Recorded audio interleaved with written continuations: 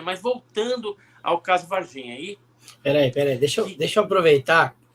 Eu quero fazer algumas perguntas sobre o que você está falando. Aí a gente acho que pode usar a história para ir tirando algumas dúvidas. Tá. Tem duas dúvidas inicialmente que apareceram quando você falou do caso. A primeira é, o nosso corpo, a gente nasceu na Terra e o nosso corpo, ele suporta a pressão da nossa atmosfera porque a gente nasceu aqui.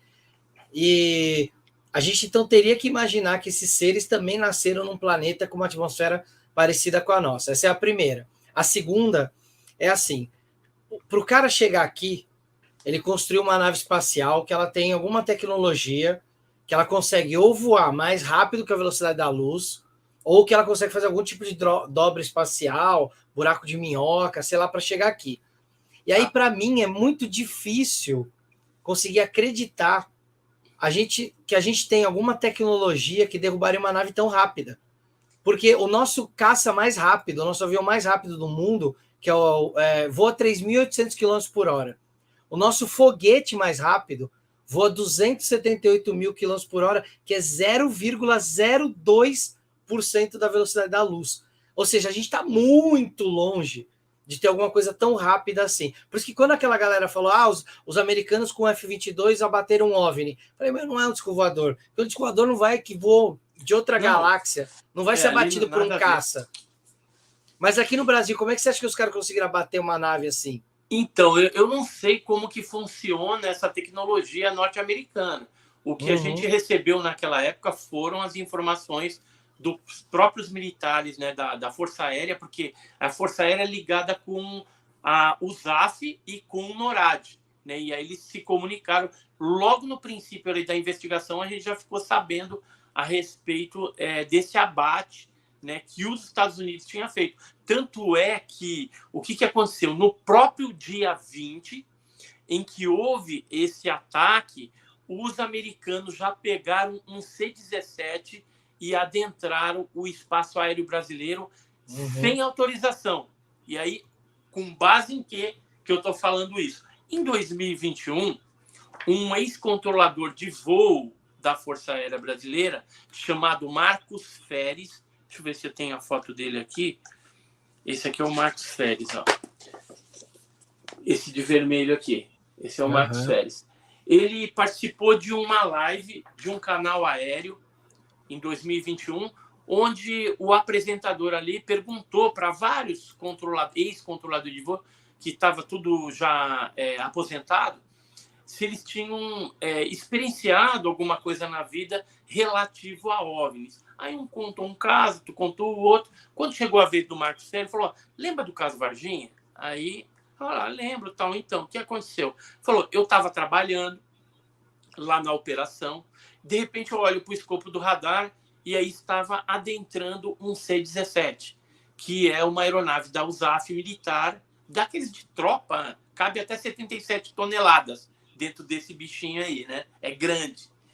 E aí não tinha a VOEM. A VOEM é a autorização de voo para a entrada de aeronaves militares. Isso tem que ser obtido 48 horas antes e tem que estar já planejado qual que vai ser o roteiro, vai para cá, vai para lá, tal.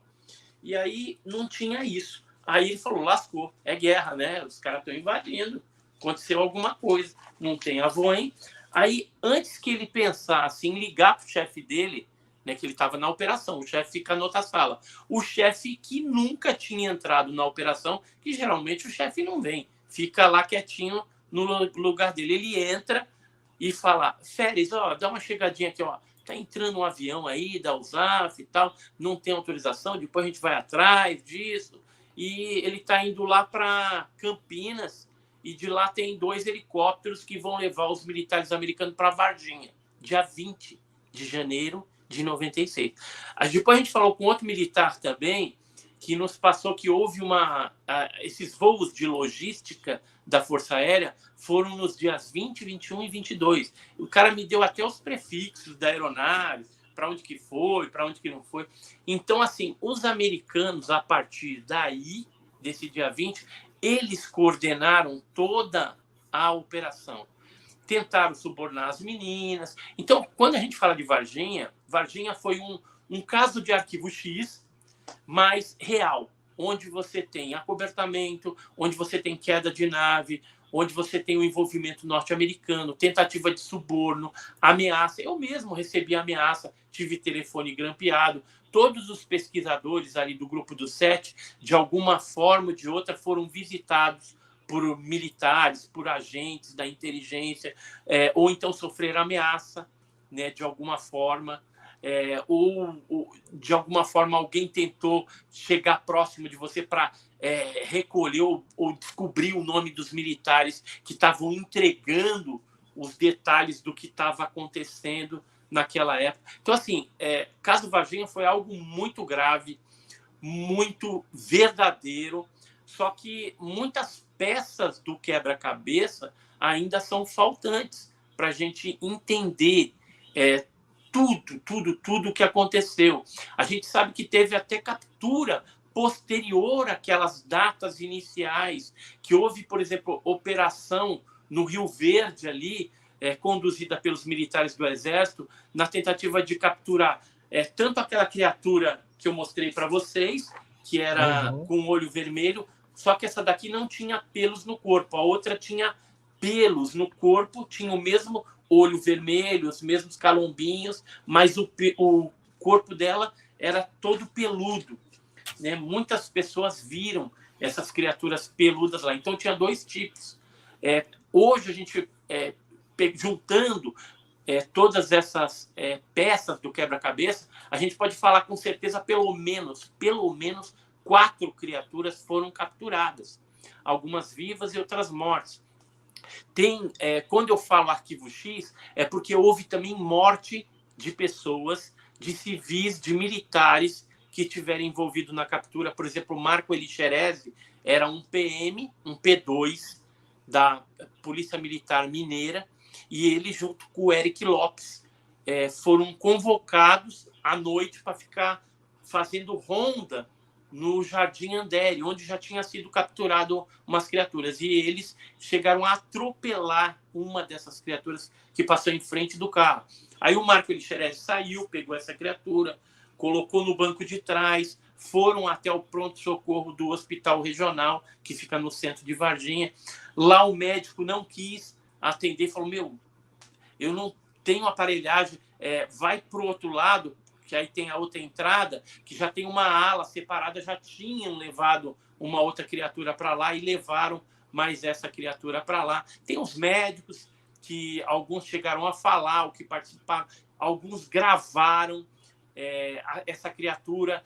Nós sabemos, por exemplo, o nome de pessoas que têm isso, mas que até hoje, por conta das intimidações e dessas pressões que foram feitas pelos militares, mesmo os vídeos civis não vieram à tona até o dia de hoje. A hora que vier à tona, aí acabou. Aí vai estar lá o preto no branco, aí vai começar os mimimi, né? Algumas pessoas falam, mas isso daí é um animal com deformidade, isso aqui é não sei o quê. Pô, e as naves que foram vistas? Que não foram poucas naquela época. E a morte dos animais também, que ocorreu no zoológico de Varginha, né? Levaram as vísceras para Belo Horizonte para tentar descobrir a morte de 5 espécies diferentes de animais com hábitos alimentares diferentes, e voltou o resultado e morreram de nada. Um apenas deu lá intoxicação tóxica por substância cáustica desconhecida, né? Então, os negócios meio doidos. Eu tive a oportunidade de conversar com o legista do Marco Elixerezi, porque o Marco Elixerezi, ele pegou essa criatura e levou para o pronto-socorro. E aí o que aconteceu? Essa criatura, como ela tinha sofrido uma fratura no joelho, era uma fratura exposta, ela devia estar sentindo muita dor, esse bicho, né? E aí ela arranhou a axila, aqui, ó, chegou a rasgar a camisa do Marco Elixerezi, e ele ficou com aquele arranhãozinho ali. Depois de uns dias, aquilo virou uma espécie de pelo encravado, que incomodava ele. Ele foi para a corporação, tiraram lá, aparentemente trataram como um pelo encravado, mas ele foi piorando. Aí ele foi para o Hospital Bom Pastor e o doutor Cesário cuidou dele até a morte, né? Que rapidamente ele foi acometido por uma bactéria lá, uma super bactéria, e aí eu tive a oportunidade de conversar com um legista que é o doutor Janine. Eu tive na casa dele, no apartamento dele, conversando com ele, e assim, nas entrelinhas você vê que ele não pode falar muito, mas ele deixou transparecer que tinha alguma coisa relacionado à criatura ali, só que ele não pode falar.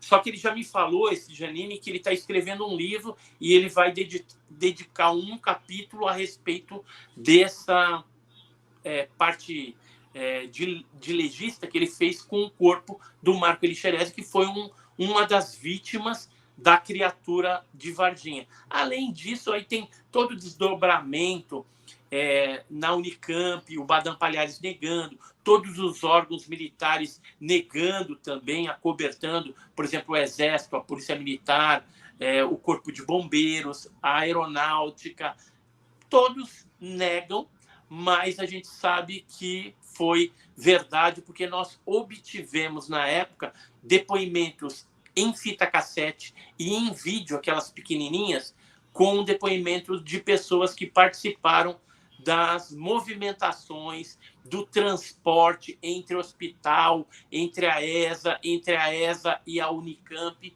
dessas criaturas. E algumas criaturas, depois que foram para a Unicamp, os americanos levaram embora para a Área 51 e uma delas foi para Iperó, que é uma base de segurança máxima da Marinha.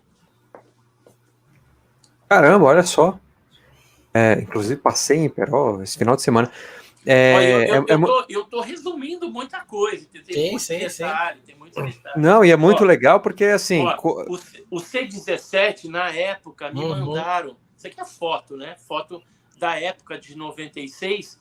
E a gente já sabia dos aviões antes mesmo do Marcos Férez vir a público em 2021 e falar a respeito disso. Então tem muita foi uma informação que ficou pública na época, né? Não foi nem muito escondido, né? Que os americanos estavam aí, chegaram com o C-17. Isso eu até lembro, que a galera nem estava falando ainda de ET, mas essa notícia já estava circulando, que realmente isso na época ficou bem público, não foi um negócio que foi escondido, né? E aí teve um lance esquisito, vou contar rapidinho, assim, só para a gente pensar também. Na Unicamp chegaram os americanos lá. Então, você tinha os funcionários ali trabalhando, tudo. Os mais elitizados foram chamados e falaram: a batata assou aí, eu tenho um negócio... Eles chamavam de anomalia. Tem uma anomalia aí dentro. Esse era o nome da criatura dentro lá da Unicamp. Aí a doutora Fátima, o Badam Palhares, o Corradinho, essa turma ali cuidando da criatura viva e fazendo a necrópsia na criatura morta. E os americanos lá falaram: o que a gente vai falar para o povo? Aí os americanos falaram: fala que a gente está aqui para selecionar o astronauta que vai para o espaço aí, né? Então aí tá explicado. Aí foi o que eles ficaram falando. Só que não houve seleção nenhuma ali na Unicamp. Depois teve em São José dos Campos, bem depois, que foi o Marco César Pontes, né? Que é o nosso ex-astronauta aí, né? E agora senador de São Paulo.